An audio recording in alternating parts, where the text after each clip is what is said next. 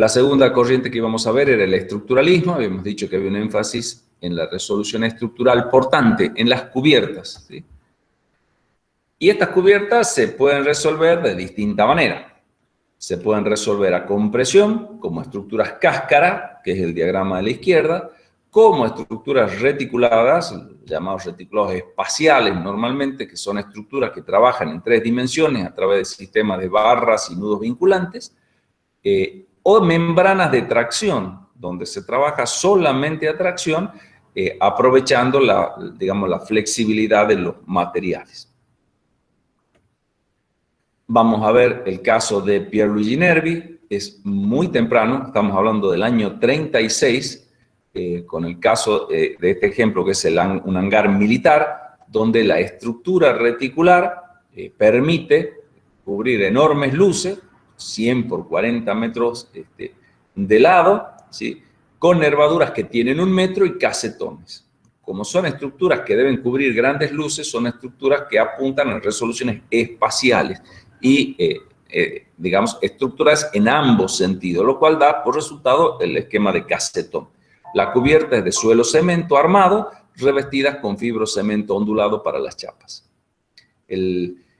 Digamos, se está obteniendo el máximo beneficio con el mínimo de material requerido a partir del sistema reticular estructural. En otros casos, adquiere ya una presencia estética mucho más refinada, como el caso del Palacete del Deporte en Roma del año 57, donde la cáscara por fuera es única y recibe la carga de la cubierta una serie de vigas radiales en forma de Y. El desarrollo de la cúpula es en la parte superior de 60 y en la planta la llegada perimetral de las columnas 78 metros y medio, con una altura de 21 metros de alto. Esto es la estructura definiendo la forma, resolviendo la forma, pero sin ningún tipo de simbolismo más allá de expresar lo que es una gran cubierta que aloja un espacio central de forma circular. Por supuesto que la solución técnica es tan refinada y tan delicada que es absolutamente bella en sí misma, no necesita ningún tipo de tratamiento ni de recubrimiento, pero es una solución derivada de la estructura. Lo mismo ocurre con la Sala de Exposiciones de Turín del año 62, o con el Palacio del Deporte. Uno es el Palacete más chiquito y el otro es el Palacio, por su envergadura, en donde aquí hay todo una envolvente circular alrededor del domo vidriada, con lo cual lo que estoy viendo por fuera no es la estructura interna que sostiene el edificio, ¿sí? Ahí se ve mejor en la etapa de construcción cómo está el domo o la gran cúpula central y el recubrimiento perimetral vidriado. Son como dos tecnologías conjugadas. Un gran edificio deportivo, resuelta también con estos sistemas de casetones radiales.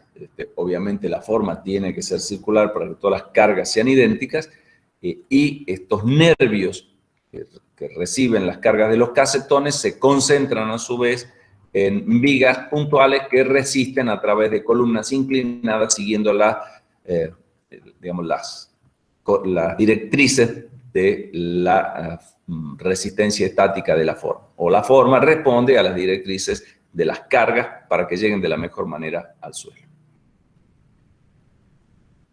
Otra cosa distinta son las estructuras cáscara de Félix Candela en México, que aquí no trabaja por nervaduras, nervios estructurales que se resuelven con casetones que luego se recubren, sino que se resuelven con la sola superficie de la cubierta de ferrocemento, que por la forma, adquiere resistencia estática estructural.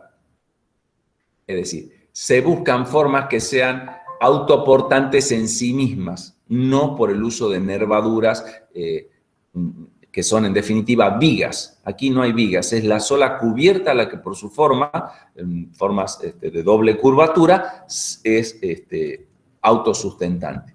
caso de bóvedas cáscara, que son las primeras que ensaya, y que logra, por la capacidad resistente de la forma parabólica, espesores mínimos. El caso de, que están viendo ahí, que tiene 3 centímetros de espesor. Ya son mallas de acero y ferrocemento de mínimo espesor en la parte superior. Otro ejemplo es el restaurante Los Manantiales de Xochimilco, que con la imagen de la flor de loto como referencia formal realiza esta cáscara de doble curvatura y que abren todos los costados para visualizar el entorno natural en el cual se encuentra. Son 8 gajos de paraboloides hiperbólicos que se encuentran en un centro. O sea, la resolución geométrica, como habíamos visto en el caso de la ópera de Sydney, es fundamental para obtener formas controladas geométricamente, pero que respondan estructuralmente de la mejor manera posible. Respondan por su propia resolución formal. Lo paradójico es que el altísimo desarrollo formal, geométrico y técnico se resuelve materialmente con mano de obra totalmente artesanal y con medios totalmente artesanales, dado que estamos en Latinoamérica y no en los Estados Unidos. Miren cómo se construye esta extraordinaria obra. Con lo cual, una vez más, hace falta ingenio y voluntad y no necesariamente tener todos los recursos disponibles. Cuando hay creatividad, se logra lo extraordinario.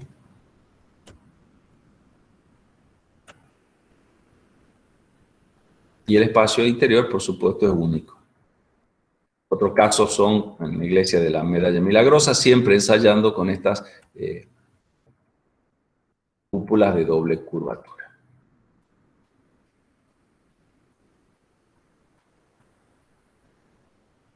El otro caso es el de la Diodieste. Este está citado porque no corresponde a la materia, pero bueno, la Diodieste trabaja con un sistema de pantallas de doble curvatura resueltas con mampostería armada. Y por forma, y por el uso del hierro dentro de la mampostería, logra esta resistencia de estos enormes muros y de la cubierta. También por el mismo sentido. La idea de las cúpulas se lleva al límite en los planteos, como el caso de Buckminster Fuller, cuando planteó la idea de una gran cúpula para cubrir Manhattan para evitar las cuestiones climáticas. El otro sistema es el de los reticulados, como el caso de retículos espaciales, que llevados al límite conformarían estas cúpulas geodésicas que Fuller construyó para la exposición de Montreal del 79, y el problema de un incendio se destruyó. Pero obtener la mayor capacidad cubritiva con la menor cantidad de material involucrado. Al ser elementos reticulares, son elementos lineales muy delgados que se vinculan por nudos y logran cubrir enormes superficies. Hay una cierta fascinación con las cúpulas. El otro sistema es el sistema de tracción a través de elementos flexibles que solamente cuelgan de postes que por cables sostienen. El mejor ejemplo de todo esto creo que es el de Frei Otto, resuelto para los Juegos Olímpicos de Múnich del año 68, construidos entre el 68 y el 72, para los Juegos Olímpicos del 72, que debían expresar una arquitectura totalmente opuesta a la arquitectura del régimen precedente, que era el nazismo, y que había dejado una imagen tan negativa en el mundo de Alemania. Entonces Alemania tenía que mostrarse al mundo con una imagen totalmente diferente. Así como el pabellón Barcelona expresó a través de Mies la máxima tecnología y el máximo desarrollo de la arquitectura que podía lograr Alemania en su momento, aquí se aspiró a algo parecido. Y entonces, frente a las estructuras pesadas, masivas, rígidas, duras del monumentalismo académico de las construcciones nazi, aquí se planteaban estructuras etéreas, ligeras, livianas, colgantes, que tienen las cubiertas de los estadios resueltas por grandes columnas, columnas que están arriostradas al piso y de las cuales a través de cables se sostienen estas cubiertas tensadas. Pero claro, son tensadas con materiales plásticos y cables con una serie de resoluciones técnicas de muchísimo desarrollo tecnológico, porque tienen que armar estas mallas de cables y estas mallas sostener estas placas de acrílico que están fijadas con elementos que tienen que tener nudos flexibles, de goma, etc. O sea, un gran desarrollo tecnológico para lograr estas cubiertas de materiales rígidos, en el fondo, que se aplican, como en estos casos, para situaciones muy diversas por su carácter completamente ligero y distintivo. Tampoco lo vemos este ejercicio, vamos a ver uno solo al final. Y finalmente nos queda ver el high-tech, la alta tecnología o tecnología acicalada o cosmética tecnológica, donde lo que se busca es más la imagen, ¿sí?, que el resultado. Se exagera los elementos estructurales, por eso ese uso retórico, como si fuese una poesía, donde hay una exageración del elemento para producir esta imagen de alta tecnología, de sofisticación tecnológica. El caso emblemático es el de este edificio, que va a trabajar en su momento transformando la imagen del edificio cultural por la imagen de un edificio fabril o de una refinería de petróleo o de una gran industria. Estamos hablando del Centro Pompidou. Pero conceptualmente me parece muy interesante si podemos comparar dos edificios que, basados en el mismo principio y en la misma estructura genérica, tienen resultados formales muy distintos. Uno es el Sainsbury Center en Estados Unidos y otro es el Centro Pompidou, que acabamos de ver, en Francia. ¿Cuál es la diferencia? Los dos son grandes espacios, grandes contenedores, grandes galpones, que contienen espacios interiores isotrópicos, iguales en los dos sentidos. Incluso el Sainsbury es aún más extremo, porque es un solo gran contenedor, un gran galpón, un gran edificio caja. El Centro Pompidou está dividido en una serie de pisos, pero estos pisos también son libres de extremo a extremo del edificio, que tiene dimensiones significativas. La diferencia va a estar en que en el Sainsbury la estructura tridimensional aloja en el interior las instalaciones y la cara interna y la cara externa de esta estructura están recubiertas. Por lo tanto, ni por dentro ni por fuera veo la estructura de soporte del edificio. La estructura simplemente resuelve el cerramiento y el cerramiento se realiza con placas prefabricadas, modulares, que recubren la totalidad del edificio como una gran caja, sin ninguna alusión a nada más que a sus dimensiones. Una caja que, por otro lado, está perforada por su lado mayor, totalmente vidriada. Es una envolvente vidriada. Pero la estructura no tiene peso expresivo en esta obra. Mientras que del otro lado, en el caso del Centro Pompidou, no hay recubrimiento interno ni externo a la estructura, que no sea un recubrimiento vidriado, por supuesto. Con lo cual, la estructura, las instalaciones, las circulaciones, que se llevan incluso al exterior para que sean evidentes, son las que cobran protagonismo. Y entonces ese espacio, que es isotrópico, idéntico en todas direcciones, que es como le suelen llamar un cobertizo o un galpón indiferenciado, adquiere un carácter estético a partir de los elementos estructurales, que son de un alto refinamiento tecnológico, construidos especialmente para el edificio, dadas las dimensiones de luces que tienen que salvar.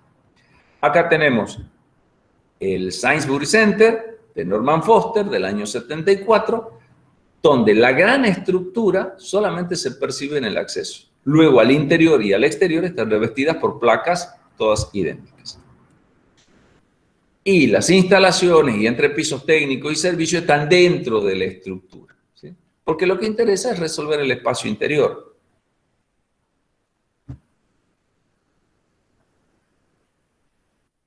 Mientras que en el Centro Pompidou, la estructura se transforma en la expresión estética del edificio, la que me transmite, me comunica, me cuenta sobre el edificio. Es la estructura el edificio. La Firmitas es la Venustas. La Firmitas se ha transformado en la Venustas. La Venustas no depende de la pretensión simbólica, sino que asume la estructura, la referencia estética del edificio. Y entonces, en un edificio de dimensiones también descomunales, más de 160 metros por 60, con 5 niveles superiores y 5 subsuelos, contiene toda una serie de actividades culturales y se transforman, como dijeron sus propios autores, en una fábrica de la cultura, porque esa es la imagen que se quería brindar. Ahí tienen la imagen de la maqueta estructural, que son enormes vigas que van de punta a punta, de esos 60 metros, sin columna interior. O sea, son exteriores, la estructura es exterior al edificio, como planteaba en el caso de Mies.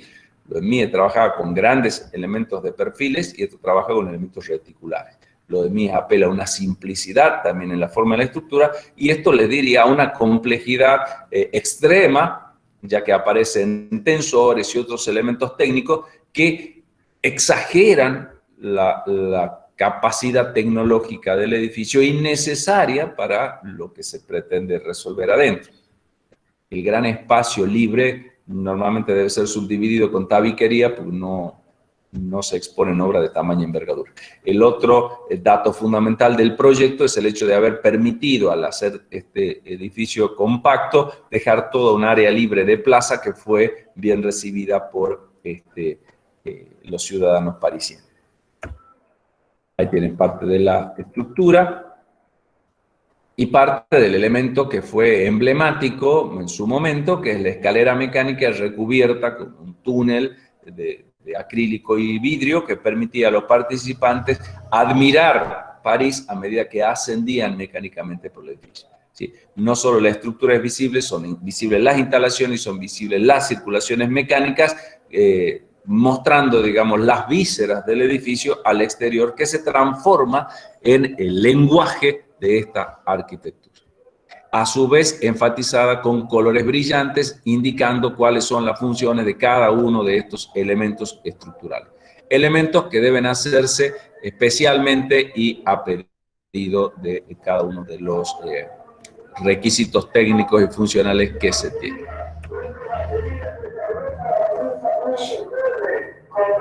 Si alguien quiere comprar baterías, están ofreciendo aquí esto.